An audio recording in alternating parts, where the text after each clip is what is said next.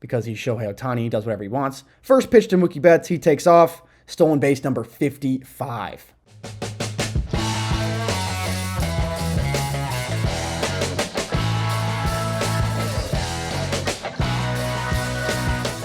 Hello, everybody, and welcome back to another episode of the Bobby Valentine Sports Show. I'm your host, Frank Rampin. The final week of the MLB season is here. Last week in September. Next week, the playoffs begin. October is here. So, still a lot to figure out in this final week. The AL wildcard's crazy. The NL wildcard's crazy. And this next couple of days are going to be real telling tales to see what's going to happen towards the end of the season. So, start this one off like we always do with the stat of the week, and this one is an absolute doozy. So, since RBIs became an official stat in 1920, there's only been one player in Major League Baseball history to have all of these over the course of an entire career. A game with 10 plus RBIs, a game with 6 or more hits, a game with 5 or more extra base hits, a game with 3 or more home runs, and a game with 2 or more stolen bases. That player is Shohei Ohtani, and he did all of those things in the same game. I'm sure you must have heard by now, but on Thursday, Shohei Ohtani might have had the greatest game, the greatest performance in the history of baseball on Thursday night in Miami. He was 2 home runs and 1 stolen base away from joining and creating the exclusive 50-50 club, 50 home runs, 50 steals, and immediately led things off with a ripped double off the wall, stole second for stolen base number 50, so he was there on the steals. Next at bat, RBI single. At bat after that, RBI double. Got thrown out at third, actually, so close to a triple.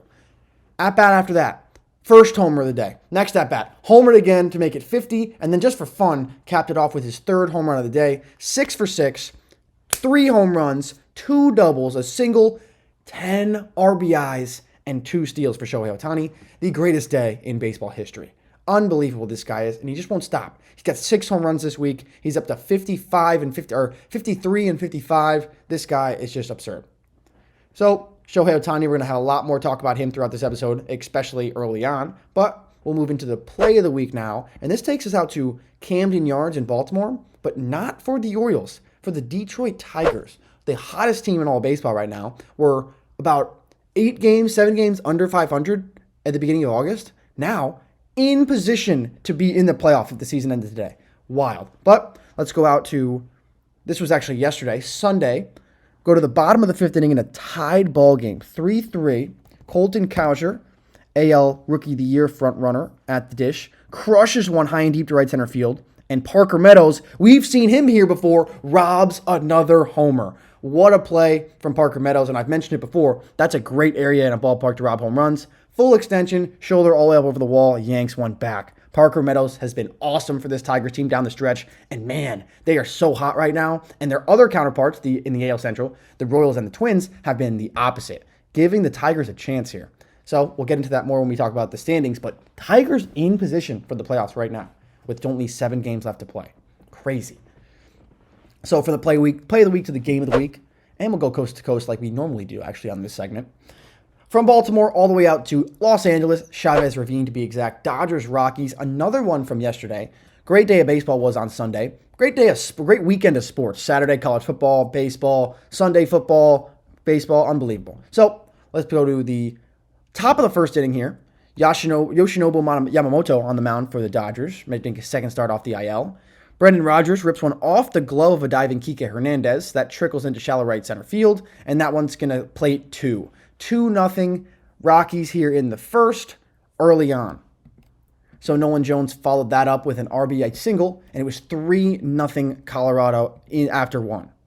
So now, moving ahead, Nolan Jones at the dish in the top of the 3rd inning with a runner on 3rd and 2 outs, and he pokes one through the left side. So 4-0 Colorado here early on, making things a little bit tough on this Dodgers team. So now, Shohei Ohtani up for his 2nd time today. He's going to poke one through the right side for a base hit that gets under the glove of Brendan Rodgers.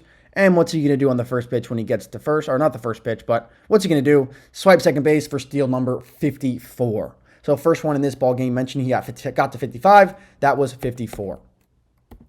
So now to the bottom of the 4th inning, the home run derby champion Teoscar Hernandez to lead things off, and he crushes one. Ripped to left center field. Can only watch that one fly.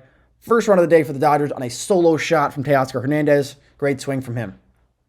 So now, next half inning, top of the 6th inning, Hunter Goodman with a run on first and 1 out, lifts one high towards left. Teoscar to the short wall over there, and it's off the wall, bounces over his head. That's going to allow Jake Cave to come in to score. 5-1 Rockies ahead. So good piece hitting there from Hunter Goodman. He's been hot ever since he got off the IL. Hit a couple homers last week in Colorado. Now, big double here in LA. So now bottom of the 7th inning, still 5-1 the ball game. Runner on first, 1 out. Kike Hernandez lifts one high and deep to left field. Back Nolan Jones, he cannot make the play. 2-run bomb for Kike Hernandez makes this a game. Dodgers right back in it. 5-3 now, Rockies on top. So good swing there from Kike Hernandez. And now the next batter, Shohei Ohtani, pokes one through the right side. His 3rd hit of the ball game. He's aboard with 1 out. And now, because he's Shohei Ohtani, he does whatever he wants. First pitch to Mookie Betts, he takes off. Stolen base number 55. Unbelievable, Shohei Ohtani. He's 6'6", let's remember. Like, this guy's just stealing 55 bases at 6'6". What a freak of nature this guy is. So 2 batters later, after Mookie Betts strikes out on a high fastball, here comes Freddie Freeman. Rips one back up the middle past Brendan Rodgers at second. Shohei's coming around third. He's going to score. 5-4, Dodgers chip away yet again. 1-run lead for the Rockies. So 5-4, that's the way this game stays all the way to the bottom of the 9th inning. And guess who's leading off? Top of the order, Shohei Ohtani. MVP, MVP, MVP to start this 9th inning for the Dodgers. Not a good sign for the Rockies and their fans. And the 2-1 pitch to Shohei detonated to right center field. 115 miles an hour off the bat. We are tied. Home run number 53. Shohei Ohtani is a psycho. That ball's absolutely hammered. Can't leave one there to him. He's going to make you pay. I mean, what a swing from Shohei. 6 home runs on the week for Shohei Ohtani. He's on a different planet right now. So like I mentioned, triple MVPs to start off this 9th inning. Next batter, Mookie Betts, 0-2 pitch. High fly ball to left field. Walk-off bomb. Back-to-back home runs from Ohtani and Mookie Betts to start the 9th inning and walk this one off. Ohtani and Betts become the first former MVP duo to hit back-to-back home runs for a walk-off win in the history of baseball. And what a game this was. What a day to be at Dodger Stadium. Back-to-back home runs in the 9th. 1 to tie, 1 to win. Ohtani and then Mookie. Unbelievable. So good win. It might be the last Dodgers home game of the season, but good win for them to close that out. So now into the standings update, starting with the American League East. This pretty much wrapped up at this point. New York Yankees sitting at 92-64, 6 games ahead of the Baltimore Orioles, 1 win away from clinching the division. Already have clinched a playoff berth earlier this week in Seattle, but just 1 win away from clinching that East. Juan Soto hit his 40th home run of the season against the Mariners earlier. It was the 200th home run of his career, and Soto, at 25 years old and 328 days, Juan Soto became the 7th youngest player in MLB history to reach 200 home runs. Excuse me. Oh, boy. The only people younger than Soto would be Mel Ott, Eddie Matthews, Albert Pujols, Jimmy Fox, Mickey Mantle, and A-Rod.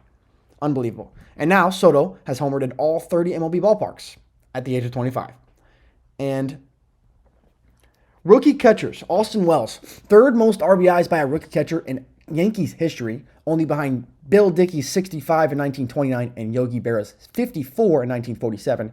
He's actually tied with Thurman Munson for the 3rd most ever. Garrett Cole threw 9 innings of 1-run ball against the A's at the Coliseum. Garrett Cole is undefeated in his last 10 starts against my A's. The only loss he had was with Pittsburgh in 2013. And there's only been 4 players in baseball history to have 40 home runs and 120 steals before their 26th birthday in a season. Babe Ruth did it in 1920, where he had 54 home runs and 150 steals. Bryce Harper was the 2nd player to do it in 2015, 95 years later. 42 home runs and 124 steals. Then Aaron Judge did it in his rookie year in 2017, 52 bombs, 127 ribs. And Juan Soto just did it in 2024 with 40 homers and 122 walks. So now Aaron Judge became the 5th player since 1950 to have multiple seasons of 90 or more extra base hits. That's impressive. Yankees have been hot towards the end of the season. The pitching is going to need to hold up for them to make a run in October. The Orioles been on a skid as of late. 6 games behind the Yankees. They do hold the top AL wildcard spot by 4 games, but they have been struggling mightily. The pitching hasn't been great. The offense hasn't been as good as it has been, and the bullpen has really been the Achilles heel. Craig Kimbrell got DFA'd earlier this week, or just cut. I think he just got cut. Their bullpen has been in shambles. They are missing the mountain. Felix Bautista. He was one of the best closers in all of baseball last year. He got hurt. Tommy John surgery, missing all of this season. He is needed very much so. They just lost a series to Detroit this weekend. And, I mean, those two teams are going in opposite directions. The Orioles going down. The Tigers are surging. The Red Sox sitting at 500, 78-78. They just swept a doubleheader against the Minnesota Twins on Sunday. Big wins for the Tigers by the Red Sox. So those 2 wins against the Twins put the Tigers ahead of the Twins in the standings. The Rays also 78-78. This week, Ryan Pepiot threw the 115th immaculate inning in MLB history. So that's rarer than a no-hitter. That's just like around, 200 less than no-hitters in this. He's the 4th Ray to throw an immaculate inning, joining Rafael Soriano, Brad Boxberger, and Jose Alvarado. All those were within the last 14 years. The Blue Jays, 73-83. Vlad Jr. recorded his 3rd 30-home run season of his career, 3 times in the last 4 years. And let's not forget, 4 years ago was COVID, so it's really pretty much impossible to hit 30 home runs in a 60-game season. And Alejandro Kirk, first career triple in MLB game number 428. So nice one for the big catcher. The NL East now, the Philadelphia Phillies hold a 5-game lead over here, sitting at 92-64. They did just lose a series to the Mets on the road. They're 1 win away from clinching that NL East division, but the Mets spoiled that last night. Zach Wheeler recorded his 3rd season of 200 in strikeouts, 2021, and then back-to-back years, 2023-24. And Kyle Schwarber extended his MLB record, 15 leadoff home runs this season. Unbelievable. That's the single-season record. And the New York Mets have been extremely hot over the past 2 weeks. With the harder schedule in baseball remaining for the past 2 weeks of the season, the Mets have gone on a tear. 5 games back of the Phillies and tied with Arizona for the 2nd wildcard spot. They're 2 games ahead of the Braves, and they own the tiebreaker over Arizona. So right now, they would be in the 2nd wildcard spot. Unbelievable for the Mets. It's going to be great. Hopefully they make the postseason. It's great. They did just enter a Grimace seat in the outfield. Like, Grimace has been the guy for them. He threw out the first pitch back on June 12th, and since then, they've been the best team in the league. They put in a Grimace seat. So all the seats at Citi Field are green, and in right field, in the Coca-Cola corner, on the top 2nd deck, there is a purple seat mixed into the sea of green now. So one purple seat says Grimace on it. Pretty cool stuff, trying to channel their inner Grimace. Luis Angel Acuna, the younger brother of Ronald Acuna Jr., made his MLB debut about a week ago in Philadelphia, made his first career start at Citi Field at shortstop for the Mets because Lindor's been hurt, and he homered in that first game. He had 3 hits, a double, first career extra base hit, first career RBI, single, and then his first career home run. And I was there. It was unbelievable. Luis Angel Acuna. It's hard to not call him Ronald because they look and swing exactly the same. Luis Angel is a little bit shorter. Ronald Acuna is like 6'3", I think, or 6'2". Luis Angel Acuna is 5'8", and he is doing damage. Hit his 2nd home run the next day after on Wednesday, and he's had a great start to his career. He's the 2nd Mets player to record an extra base hit in each of his first 3 home starts. He's got 3 home runs in his first 24 at-bats in the major leagues. He had 7 homers in 547 in the minors. Unbelievable. The Mets had scored 10-plus runs in 3 straight games for the first time in franchise history. And Jose Iglesias only had 3 home runs coming into the weekend, hit his first career leadoff home run on Friday night.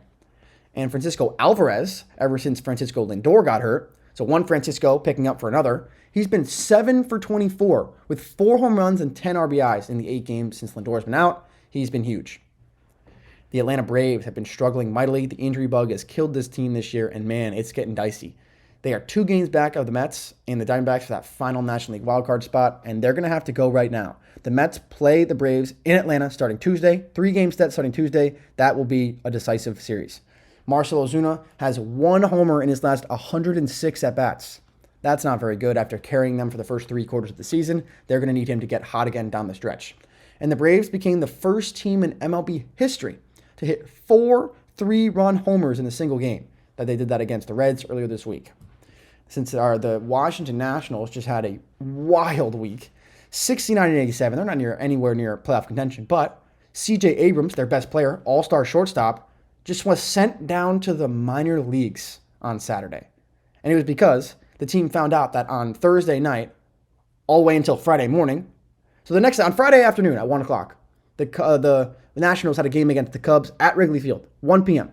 The night before, Thursday, it was found out that C.J. Abrams was up all night gambling at a casino in Chicago, stayed there until 8 in the morning, Friday morning, and then showed up to the game at 1. Ended up going 0 for 3 with a walk and a strikeout. And then the next day, he was sent down to the minor leagues. I guess the Nationals are really trying to send a statement there, but wow, wild. The Miami Marlins sitting 32 games under 500. They are effectively done. And going over to the American League Central now, the Cleveland Guardians have clinched this division, 12th division title in franchise history, and the 8th since 1969, or 8th most since 1969. Stephen Vogt, 5th manager ever to make the playoffs within 2 years of never managing a game before, joining Jim Fregosi, Yogi Berra, Al Dark, and Pat Moran. And Emmanuel Clase has tied the all-time Cleveland saves record in a season with 46. Josh Naylor and Jose Ramirez became the first pair of Cleveland teammates to have 30 or more home runs and 100 or more RBIs in a season, since Jose Ramirez did it with Edwin Encarnacion back in 2018. And I mentioned the Tigers before. The Tigers this week have jumped the Twins and the Royals in the standings. Hottest team in baseball. They're tied in the standings with the Royals, but they do hold the tiebreaker. So they're second in the American League wildcard right now. After being eight games under 500 about a month and a half ago, they are in playoff contention starting right now, and they have 6 games left. This is it. Unbelievable. So the Royals struggling. Ever since Vinny Pasquantino broke his thumb, they have been on a free fall. They hold that third AL wildcard spot by a thread. They fell behind Detroit. Bobby Witt Jr. became the first shortstop in MLB history to record multiple 30-homer, 30-steal seasons. And he also became the first player to get to 200 hits this season. He set a single-season record with 87 extra base hits this year. So Bobby Witt, going to be second in MVP behind Aaron Judge. He was so good this year. Seth Lugo, first world to throw 200 or more innings in a season since Edinson Volquez in 2015. And like I mentioned, the Royals on a free fall, the Twins on a free fall as well. The season is slipping away from them. They're a game behind Detroit and Kansas City. They're out of the playoff picture right now. If the season ended today, the Twins would miss out. And Manuel Margot has been the worst pinch hitter in the history of baseball. He's 0 for 30. That's the most hitless at-bats as a pinch hitter in MLB history. So, I mean, Rocco, time to think of another righty bat off the bench, I'd say. But, man, that's brutal. The White Sox are 36 and 120. Speaking of brutal, that's tied for the most losses in the modern era since 1901 with the 1962 Mets. Most losses in a 162 season, tied with the Mets. But Garrett Crochet did record his 200th strikeout of the season. He might be a Cy Young candidate. Over to the National League Central, the Milwaukee Brewers clinched this division for the third time in the last 4 seasons. And, man, they just keep doing it. They don't have Christian Yelich. He's hurt. They traded away Corbin Burns in the offseason, but they just keep doing what they do. They came back from an 8-0 deficit on Sunday to beat the D-backs. Largest comeback by the Brewers since 2004. And the Cubs, they're done. Shota Managa, though, his rookie campaign has been unbelievable. 170 strikeouts ties Dick Draught from 1957 for the second most by a rookie in Cubs history. Also, Imanaga, first Cubs rookie with 15 wins in a season since that aforementioned Dick Rote season in 1957. Ian Happ homered off a 103.2 mile per hour pitch against Mason Miller last week.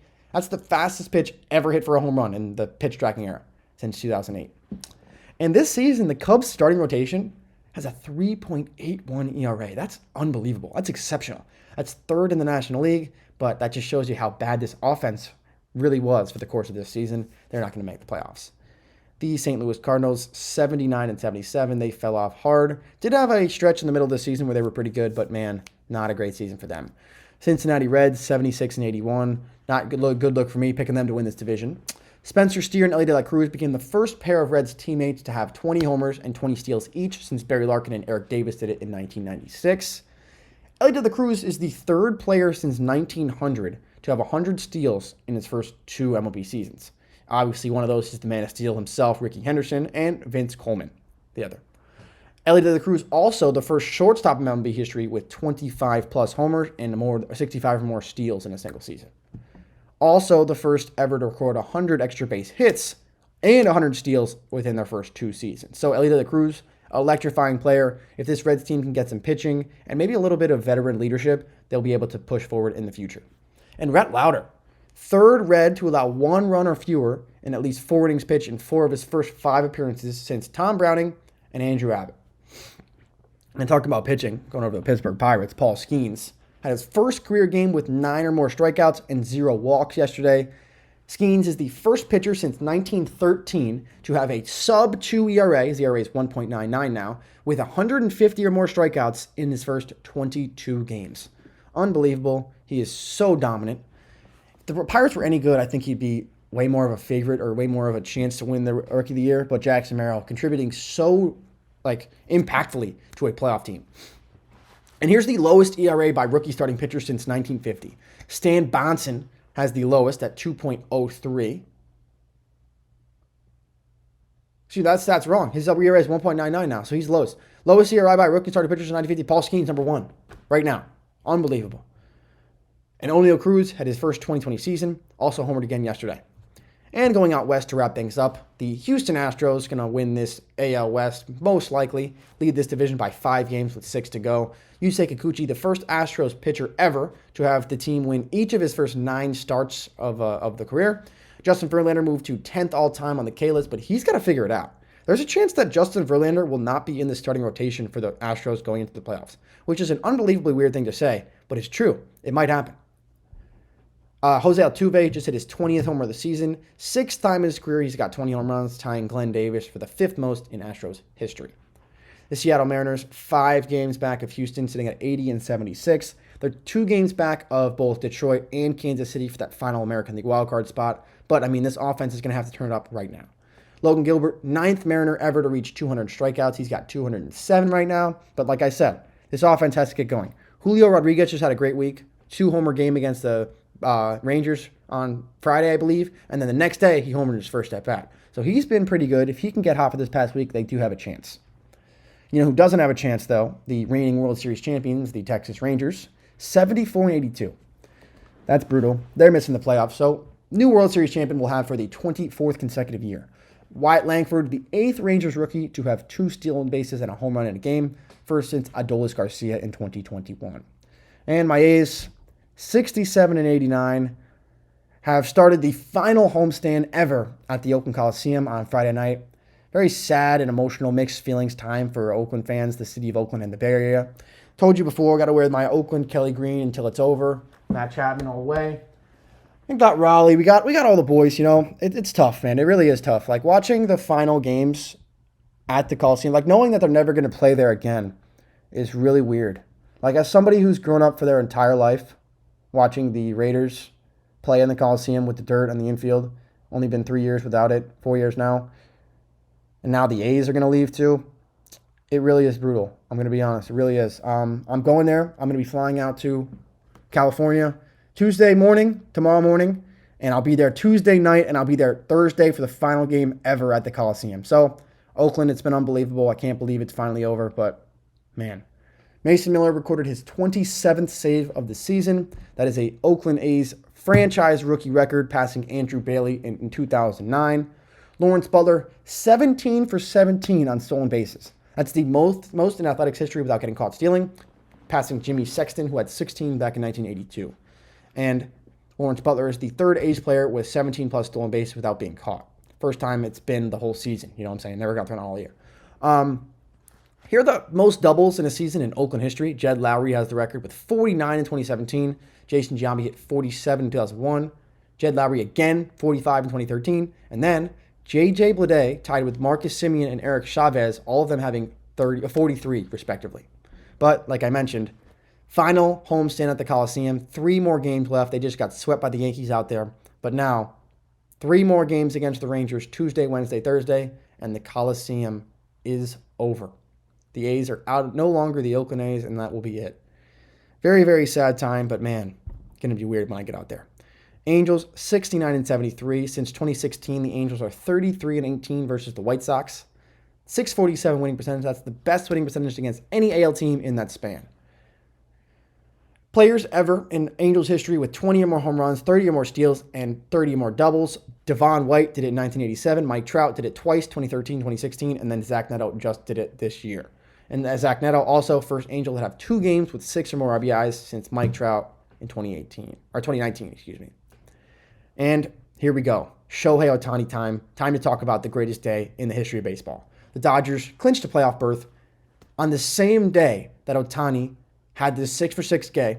So Thursday night was maybe the greatest day in Dodgers history, the greatest day in Ohtani's life. Ohtani went 6-for-6 with 3 home runs, 2 doubles, a single, 10 RBIs, 17 total bases, 2 steals. And that got him to the 50-50 club. Owns the 50-50 club, starts it, 50 homers, 50 steals, and clinched his first postseason appearance. Unbelievable day for Shohei. 12th consecutive appearance for the Dodgers. That's the 3rd most in the history of baseball, behind 14 from the Atlanta Braves from 1991 to 06 and 13 from the Yankees from 95 to 07. There are 3 games ahead of San Diego in the division.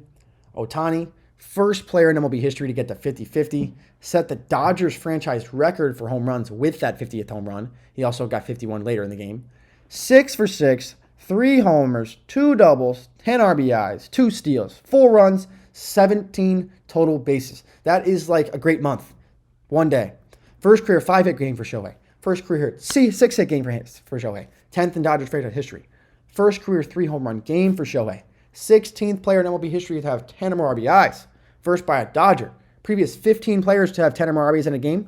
0 steals combined. Shohei had 2 in this game. First player ever to have 3 homers and 2 steals in a game.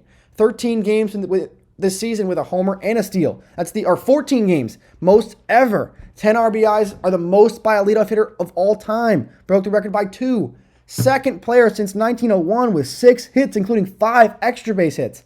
7th Dodger to have 50 steals since 1958. 5th player in MLB history with 50 homers in the first season with a team. I mean, this is insane. These stats are so fake. This is fake. First player with 10 RBIs and 5 extra base hits in the same game. Successful on his last 28 stolen base attempts. 31 now. 51 of 55 on the season. Most homers in a 50-game season, Ohtani, 51. Next closest, Acuna last year with 41. Most extra base hits in a 50-steal season, Ohtani, 92 this year. Next closest, 83. Hanley Ramirez in 2007. Before this season, no one had ever had a 25 stolen base season in a 50-home run year. Ohtani has 55. During this game on Thursday, Ohtani accumulated a .7 FWAR. This season, Alex Verdugo's is .6. He's better than Alex Verdugo is the entire year in one game. He's 1 steal away from tying Ichiro's single-season record for a Japanese-born player. And let's not forget, he's 6'6". He's got 50 home runs. 6 homers this week. He's up to 53 home runs and 55 steals. This is unbelievable. This is going to be one of the greatest seasons in the history of baseball. Will be talked about forever. I just can't wait for Shohei to make the playoffs now, though. I need him to make the playoffs and have a moment.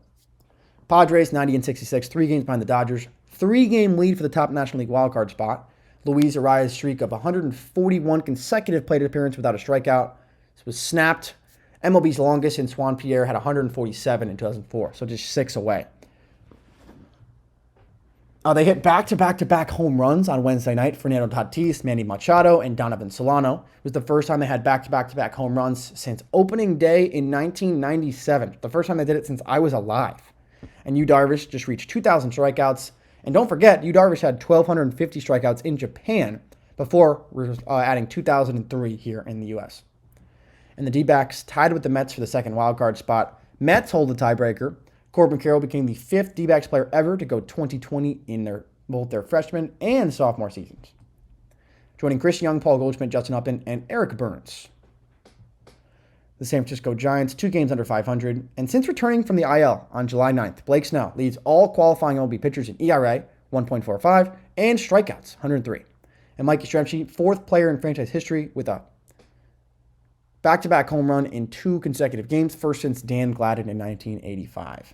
And to wrap it up, the Colorado Rockies' Bud Black just set the all-time managerial win record with 535, passing Clint Hurdle. And Ryan McMahon, 10th player in Rockies history with at least 5 seasons of 20 or more home runs. So, final week of the MLB season is finally here. Today there's only 4 games, right? So Monday, 4 games. Not a lot of teams are playing. 6 games left for a majority of the league. 6 games left. So really the only things that are going to be able to get figured out are the Mets and the Braves, who's going to make the last wild card spot. I guess the Diamondbacks are in there too now because they've been struggling over the past week. But that last NL wild card spot's up for grabs. The Mets and the Diamondbacks tied 2 games ahead of the Braves. Mets going into a 3-game set against the Braves this week. And the American League wild card spot. The Tigers jumped ahead of both the Twins and the Royals this week. They need to make it happen. We'll see what happens there. So next week, we'll show you what the playoff picture looks like, and I'll make some predictions for my playoff bracket. But until next time, we'll see you then. Hope you enjoyed this one. Make sure to check out Instagram, TikTok at the Bobby Valentine Sports Show. And if you have any questions about the Bobby Valentine Sports Academy at bv.com or bvacademy.com. So until next time, have a good one. Peace out. I'm Frank Rampant.